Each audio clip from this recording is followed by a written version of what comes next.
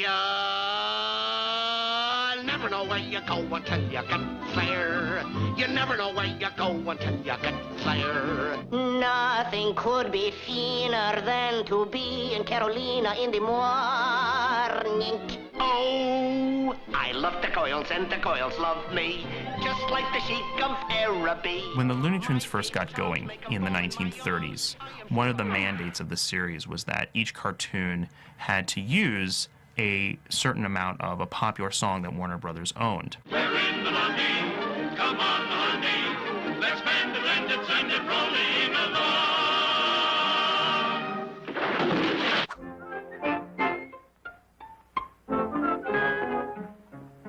So the first Looney Tune that we did was based on a song called Sinking in the Bathtub. We call it Sinking in the Bathtub, but it was singing in a bathtub. And it was a popular number. I don't know if you all remember that one. But from then on, it was titles, all the cartoons were titles of songs. They used that singing in the bathtub all the way up. You know, they used it from 1930 into 1960, you know, in the cartoons. I can remember that night in your arms, underneath the pagan moon. Pagan Moon is a great example where it's this really early song about Hawaii. And so it's about ukuleles and grass skirts and palm trees. And that's what the cartoon starts, is with this performance of the song on the beach with the ukulele and with the grass skirts. All of these songs are coming from the Warner catalog, and all these songs are basically being used as the kernel of an idea of what the cartoons would be about. The Looney Tunes was the first series, and in fact, Warner Brothers decided that they really wanted to plug the songs in a more serious level and compete with Disney's Silly Symphonies, which were musical. So they created Merry Melodies.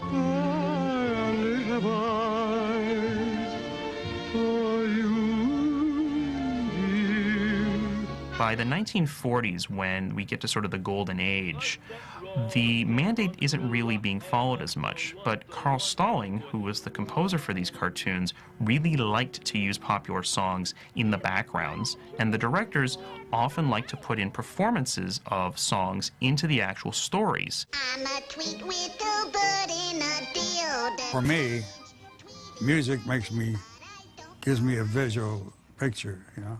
I think of it visually. I made the action work to rhythm. Some of the guys just worked on exposure sheets and just wrote down the action. And then the musician had to make it work, you know. It's like in all pictures, if you're working with music, I believe you should avoid fooling around with the music. If it's a musical picture, the music is played straight and honest. That is what happened in front of it that made it work. Now, if you're doing a Coyote and Roadrunner, you can fool around with the music all you want. That's a different matter entirely. I'm just wild about Harry, and Harry's wild about me. The Camptown ladies sing this song, doo-da, doo-da. The Camptown racetrack by my long, oh, doo-da day. I come down with the head caved in, doo-da, doo-da. Camptown races, I mean, that was Foghorn Leghorn's theme. The yum-dum-da-dum-dee-dum-da, doo-da, What was great about that character, though, was as it went along, he became aware that he was doing it a lot, and he'd do very strange variations on that. So you have Foghorn Leghorn, who's singing songs by Stephen Foster, a composer from the 19th century, that nowadays most people, their only exposure to Stephen Foster is from Looney Tunes. Hello, my baby, hello, my honey, hello, my ragtime gal. We can watch a cartoon like One Froggy Evening, which has the song Hello My Baby, which is a love song, but it's also a song about a new technology. It's about the telephone. That's why he's saying, hello, my baby, can you hear me on the telephone? Do we know what that's about now? No, it's about a song about a frog and, you know, his poor owner who can't get anyone else to see him. Be very quiet, I'm hunting rabbits. There are certain cartoons where they used classical music and operatic themes, like What's Opera Doc, obviously, you know, where now we associate those songs with Warner Brothers cartoons. And they've really allowed that music to continue to live on.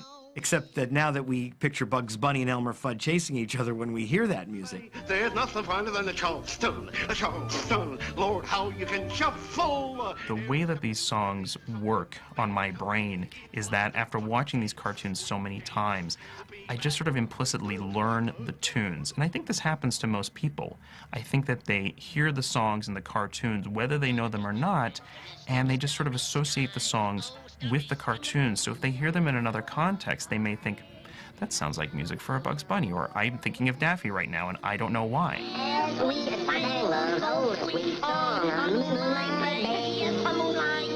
It really works.